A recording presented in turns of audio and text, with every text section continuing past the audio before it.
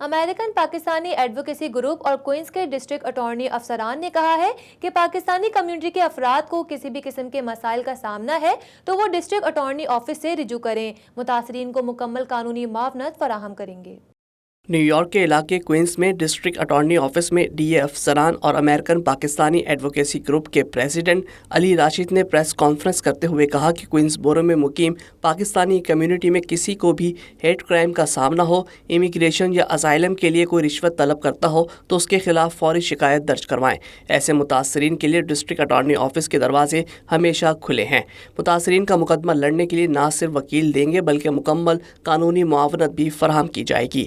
اس موقع پر American Pakistani advocacy group کے صدر علی راشد کا کہنا تھا کہ ان کی تنظیم نے ہمیشہ کوشش کی ہے کہ کمیونٹی کو درپیش مسائل کو بہتر سے بہتر طریقے سے حل کیا جا سکے۔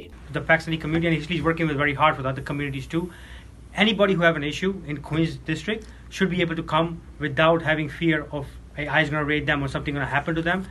That this office is available to help them, assist them for all the legal matter that affects the Queens community. Press conference کے دوران کمیونٹی کو درپیش مسائل پر بھی بات چیت ہوئی۔ ڈی اے افسران کا کہنا تھا کہ امریکی آئین و قانون سب کو برابری کے حقوق کی ضمانت دیتا ہے۔